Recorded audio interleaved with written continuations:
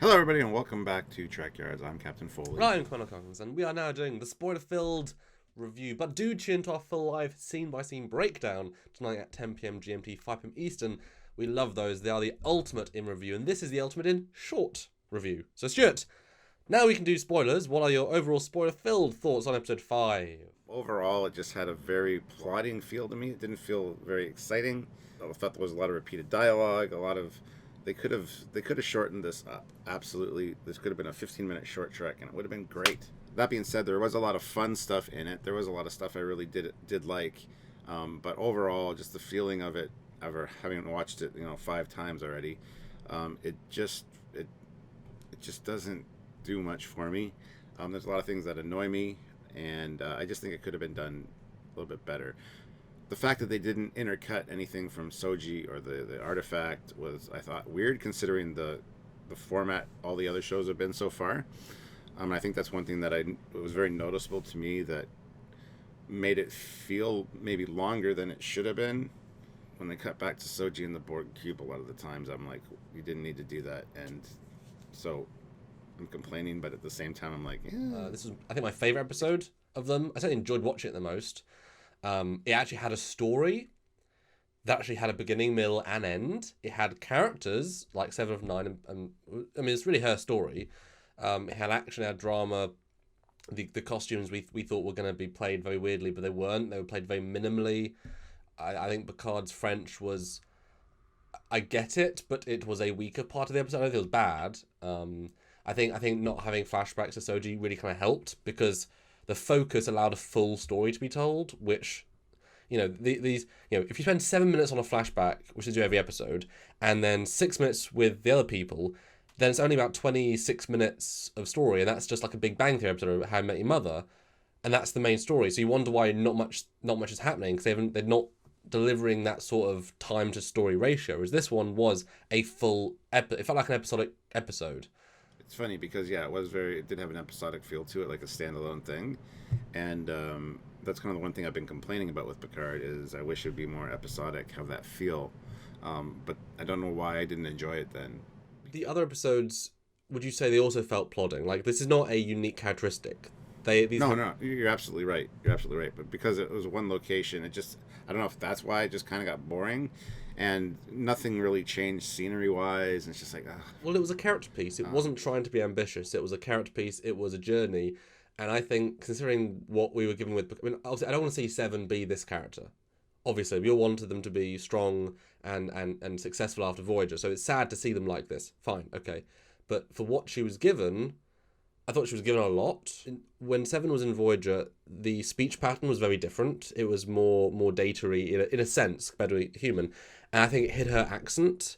But for me, it was very distracting to have her have this twang, this twang, American tang. It's like, I'm Seven. Like, there's just such an accent present when she talks normally. Such a distinction in character to how I would associate Seven being originally. That was very distracting. So it felt like a very, given this many years, both character and actor, in essence, this is a fresh, new character. In essence, this is a full reboot of the character, but I think it was at least an interesting story that we were given, and I like the motivation. We were wondering why she left Starfleet, why all these things. At least we were given real motivational bits. I did notice the speech patterns for Seven were off, but again, 20 years has passed. There's a lot of time to integrate with others, and there's absolutely no accent. I didn't notice any accent. The one thing that I think really let me down was the fact that this was a Jonathan Frakes directed episode. And it didn't feel at all like Jonathan Frakes' directed episode. Usually his are the best, even as episodes of Discovery go, and they feel Star Trek. This one did not feel at all Star Trek to me. It didn't have that Jonathan Frakes magic dusted on it. It was just a generic episode, and they went so outside the box with a few things that it's just like, well, obviously the beginning. It was a little too gory. The fact that the character or the guy that was playing Icheb, which I didn't even know was Icheb until halfway through the first viewing. I had to put on subtitles. I was like, wait, did she say Icheb? Oh, she did. Okay, wow. So, they didn't get Manu back for that, which is I would have recognized him if it was Icheb. Exactly. So, I mean, that was a little over gory. I think they could have done the same scene and not included so much of the eye gouging. I know that upset a lot of people. To me, it wasn't really a big deal. It was just kind of it was a harsh way to start an episode, but I mean, going for shock value, that's fine. They're looking for a new format. And I thought it straddled the line very well. It was not what I wanted as an opening, obviously. I love the little touch where she's scanning for the cortical node, and she's like, "Where's your cortical node? I know it's in there, buddy." It's like, no. His cortical node's in 709. This episode used canon a lot better. It Yes. referenced things. It actually had elements. Like there was even a Voyager musical cue. It actually used Yes, the location was thoroughly non-Trek and generic to the absolute 100% degree. But at least the stuff they were saying, mentioning, talking about, that was very, very like rooted in the universe. Hearing a Voyager mention and most reference obviously at the beginning, killing Egypt, and at the end just talking to Picard about Locutus. Obviously, that's very like that scene we didn't know we wanted for decades. Yeah, that scene was fantastic. That like minute and a half was great. That felt like Frakes to me, like very characterful. Yeah, he didn't need to do shaky, because this episode was very focused. Like I say, didn't need the shake, didn't need the ponce of it was very like, these are characters, we're going to focus on the actual moments. That's what I think Frakes can do quite well. We got a nice mention of Quark from Ferenginar and his problem with the Breen. And if you notice the one screenshot of the planet, it actually says Quark's Bar or Quark Bar. Looks like he's franchised now. I mean, that's and Mott's Barber. Yeah. The plot falls where I thought they were going to go. When Rios is getting held at gunpoint, I thought that was going to be, oh yeah, they got caught. Like all those things that you thought were going to happen didn't. I liked it. Although when Seven's choking the lady for like 6 minutes straight, and everyone else around her is not doing anything, and she's not even talking while Seven's talking to Picard, and you're thinking, well, I mean, wouldn't the lady's being choked try and negotiate? Why wouldn't she try and interject first? Why is she silent for 6.5 minutes while everyone's having heart-to-hearts? Even though that's one of the things you didn't like about it, and I say I didn't like this episode, I'm going to have to stand up for that scene a little bit and say, okay, I don't think she was necessarily choking her. But just holding her in place. Yeah, well, yeah. I mean, could have crushed her throat at any moment is the impetus. Move and I'll kill her. Yeah, and appreciate they didn't overuse the reptile guy. He was a gimmick. Reptiloid. Yeah. Yeah. He was a gimmick, he was underused, and that's the appropriate amount for me. Yeah. Yeah. And somebody mentioned last night on my first reaction stream, it would have been cool if he was a Gorn. I'm like, yeah, that would have been That would have been... But... Yeah. Because the lying thing didn't mean anything. Like, that didn't add anything. That was a little bit of a way of padding. I mean, it's sort of universe building, but they could have put that in other places, for sure. Hey, we saw Maddox. We did. Not the same actor, obviously, but somebody that looked good enough in the role that a lot of people were saying, was that the same actor? It absolutely was not, but we did see him, and we got to get know him a little bit. I would like to know him a lot more. That being said, I think we're going to see flashbacks of him and Agnes and him creating so I think we're going to still see a lot of that character. I was very disappointed with that ending. I have no idea what the hell is going on. And the fact that the thing that really pissed me off about that ending, let's just get into that, is that the emergency medical hologram's an idiot. Because what's the nature of your psychological emergency? Your blood pressure's, by the way, there's someone dying here. Oh, I didn't notice that. Okay, so what's your medical emergency? And then it's so easily deactivated without raising any kind of alarm or alert to the bridge, or it felt weird. I mean, she's not a computer specialist. She doesn't even know how to use a transporter pad until shown. So I don't think you could argue that she could go into the records and delete his memory. That's beyond her abilities. So logically, the next episode, he will turn on. It'll cut from him dying to 1 second later. The MH appears in the captain's quarters with Rio saying, "Excuse me, our patient just died because Agnes did this." Like, that should be the next scene. Agnes should get caught. If he doesn't get caught, there's a logical leap there of nonsensicalness, because he would tell someone instantly, duty of care. And we know the MH can just turn on. If the MH can just turn on, then it can just decide to turn on and tell people. She was doing something while Picard was talking to Maddox, so I don't know if she was disabling the security protocols and cameras and feeds then. I know what you mean, but the thing is, if she doesn't know how to use a transporter, a very standard, then she obviously doesn't have basic, like, everyday... She's not a Swiss Army knife. She knows her field, but she doesn't know, she's no great hacker is what I meant. I mean, she could have been playing dumb. That could be an entire spiel. Because I kind of liked how it wasn't a My Melody vibe. She's not a double agent. She's a complicit agent. She was. There is this level deeper. Because I told you, I've said every single week, the plot is going so slow and so one-dimensional that there'll be another big thing that will happen that will change the plot completely. And to kill Maddox is quite a big deal because that was the entire point of these 5 episodes. They've now killed him. Especially considering the scene we got earlier of him and her in a romantic type of situation. So it was quite jarring, to say the least. I didn't expect that ending.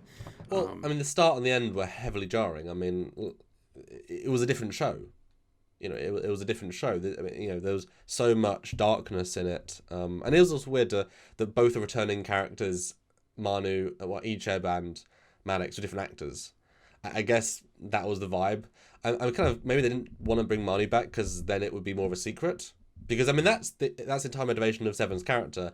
And what if that let slip? I don't know. Although I'm sure that the actor that they chose, because I'm sure he charged 1/10 what Manu would have, because he's actually, the actor versus just some random guy. So I think, although I'll give him credit that technically speaking, we saw future Icheb and he looked like a different actor.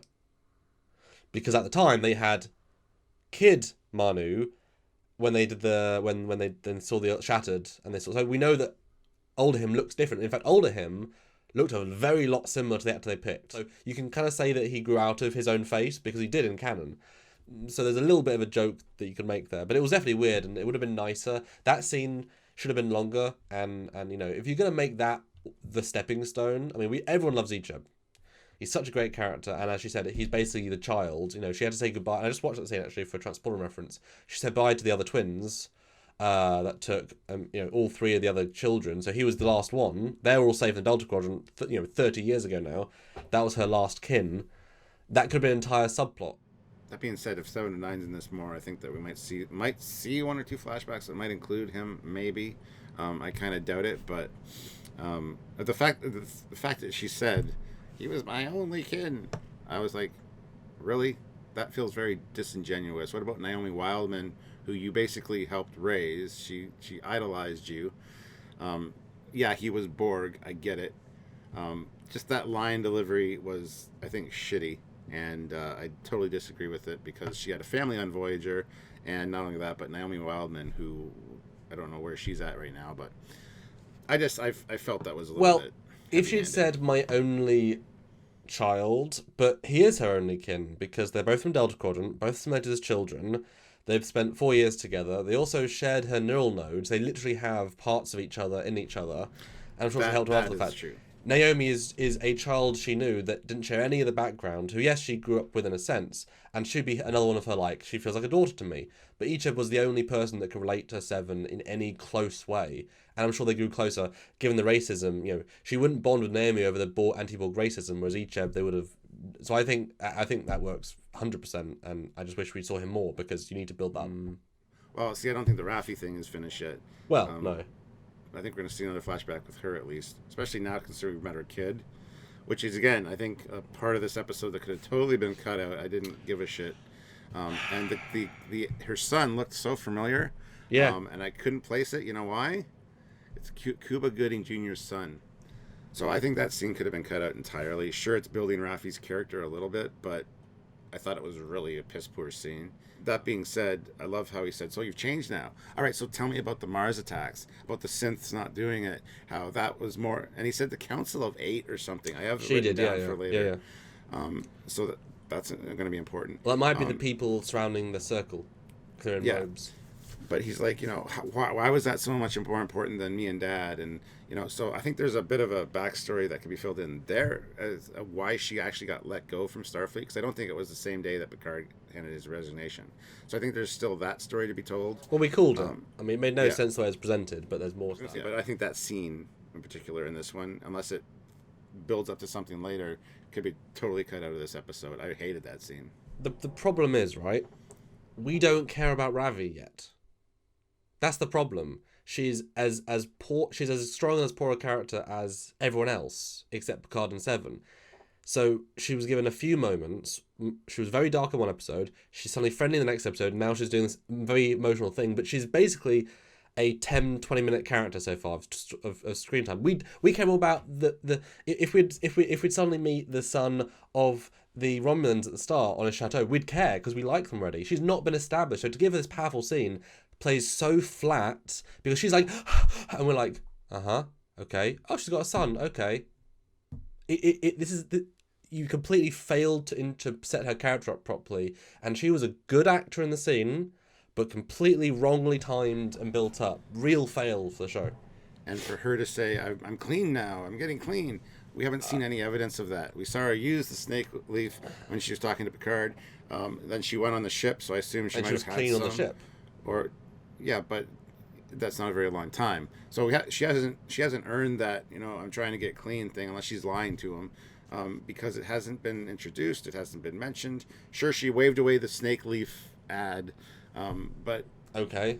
Yeah, exactly. Well, and also the way they present her smoking the first time, it's like a vapor. It's like pot. It's either mildly addictive or non. She's not presented as a, I'm a drug addict. So saying I'm clean now, it's like, okay, so you haven't had pot in 2 days.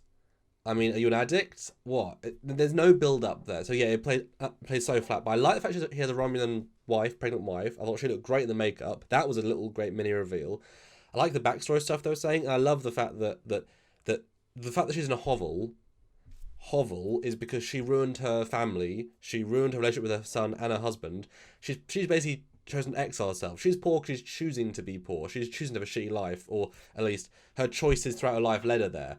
She could be in a better place, because we always said that was disingenuous. Like, I'm poor and you in your fancy chateau. And it's like, you understand that you can get anywhere in the world without money and live comfortably, replicate. Like, you're choosing this. This is there's no rationale here. But if she did lose her entire family and she was bad about that and she got to drugs and she chose to live far away and she doesn't want, that I can see now building to a place where she could go somewhere dark, but not because we were presented with. So that was good build up, but unearned. And boy, Elnor, I mean, he's not going to be a character, is he? Not yet, anyway. Rios was the standout in this episode for me. I thought he had a lot of fun and he really delivered. That's, I think, Rios' example of a actor bringing way more to the character than is on the page. He makes his moments characterful, whereas the other characters, they are only kind of working with a script. Like, still, Gerati, you're only kind of getting what she's been written, but the captain is giving so much more. So he is, like, every episode, the actor is doing so much. So well done for him, seriously. Well done for him. Yeah. Sorry. Yeah. As for the Seven thing, going back down to the planet and basically killing her, I mean, it was warranted, I guess, but it feels so detrimental to the character as far as what she learned on Voyager and, regaining her humanity, because the as Star Trek's always pointed out, humanity is about forgiveness and for, it felt weird. And the fact that she says, "Oh, can I borrow some of your phaser rifles?" And Picard's like, he looks to the front of the ship for a second. He's like, "Yeah, borrow the phaser rifles that aren't mine." Rios is going to be running down to the transporter to go on a away mission, and he's going to reach. Oh Jesus, those are the two I needed. My favorite rifle, A and B. Where is Rudy the rifle? Oh my god. Yeah. Where is B and Arthur? As that's what Deadpool. Or lock and load. So, yeah.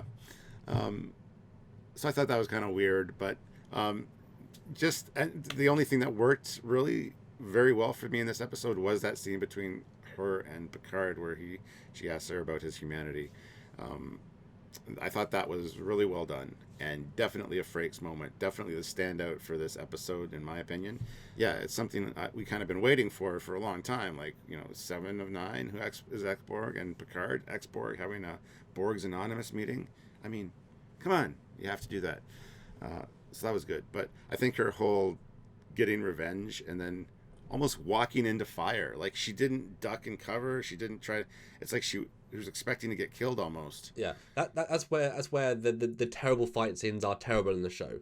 Like, they have terrible choreographers, and I mean it wasn't a fight scene, it was, but I mean they've hired the worst people for the choreography in the show. The way she just turned and they went to the Stormtrooper People Academy. are missing her on purpose, basically. again, it's not where we want the character to be. None of us would have ever have asked for this, but I think that again, we can only judge it for what we've been given. We're given a world where the Federation's broken, the world's broken, the universe is broken. Like, this is what we've been. This is now the canon. It's sad. It's unhappy. None of us would have asked for this. None of us would have written this. Even Star Trek Renegades, like it's a small fringe. It's, you know, Federation's good, but except these little people, you know, specialist. But in the context that we're given, you know, I think the motivation is there for Seven to do what she did, given how much crap she's had to deal with. But why take 14 years? You would think she'd have tried to revenge as soon as Ichab died. It took you 14 years, and then I mean, it's one of those things where, you know how in movies where they talk about a scene, they talk about something important, and then you cut to them now on the road, almost at the destination. It's like, right, it's been 7 hours, and they continue the conversation. It's like, so did they just stop talking? It's a cinema thing. So she has to have revenge now, but it's totally implausible. Because also she wasn't this big drug whatever dealer 14 years ago. I'm sure she could have found her and killed her if she wanted to. Yeah, and what a series of coincidences that Picard was, you know, picking up Eleanor. She was just happened to be there and save him. Dude, they never explained why she was there.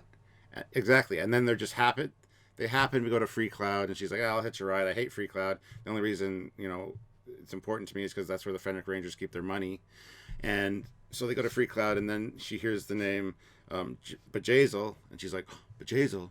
There's a weird, like, collision of coincidences here that leads to this event, and it's so stupid beyond it's so contrived. Well, and I mean, we know this season isn't the most plotted. We know they haven't got that much story. We know this is a weird season of television. You know, I mean, they're going from the Force Awakens style of movie making, where why is Han Solo in orbit of Jakku? Because he is. Great. That'll move the plot forward. Exactly. That's it. Nothing else. I think he does. I think he detects their distress signal, a beacon once they're in orbit, but there's no reason why he's in the system. Anyway, whatever. Yeah, but I do like though that one thing I give him credit for. We didn't get so you're 7 of 9. Oh, and you're Jean-Luc Picard. Like shit that they hadn't. That was the first time they met. They've met before. That was not played remotely as if the first time they've ever met. They just they went straight into what's the idea, what's the mission here, Picard. Good to see you again. You know? Yeah, there was a lot of randomness. Now the interesting thing too is if you ever need a vigilante, give me a call. Do you think? I think she'll be back to save their ass or something in the end. But I was surprised she went. You know, she was the best thing about this episode. But there's more to talk about, guys, in our full scene by scene. As you can see, we've got opposite opinions. Obviously, it's funny how when one of us thinks one way, the person feels they have to defend it, either good or bad. So I'm looking forward to seeing tonight to see if I can up your opinion. You can learn my opinion. You know, but we're balanced. That's always the point, and depends what we see. Because I hadn't considered the lack of explanation for the start. But no, like I say, this is I think my favourite one so far. Actually, it was a real story. For the first time, it took 5 episodes to have an actual story, Stuart. That's not a good sign. So this is your favorite. This is my least favorite, or second least favorite, at least. We're looking for different things, obviously. But we're on the same path. We're always on the same page with Discovery, so it's an interesting experience, guys. But look, what a polite debate we just had. You can definitely disagree with somebody and like take in their views and consider them. So I'll see you tonight at 10. I guess so, and we'll see all of them tonight at 10 as well. Until then, guys, hit like. Don't forget to subscribe to the channel. Join the channel if you want to as well. Yes. There's a join button down there. Brand new. And also put your comments down below what you thought about this episode. Did you love it? Did you hate it? It seems to be pretty divided 50-50 online. So I'm interested to hear your thoughts as well. So Yeah, I've not looked at online things, so I had no idea what anyone thought about it. I was completely unknown, so it's interesting. Yeah, and of course, support on Patreon, if you can, please do, or a one-time donation at trekyards.com, click that donate button, or, like I said, join the lives and do super chats, all important. We want to keep doing things in this universe with these shows, and obviously, how many videos we make during the week. So if you can support, please do. Every little bit does help, and just watch the videos. That is the most important thing, too. So until next time, guys. I'm Captain Foley. Bye, guys. See ya.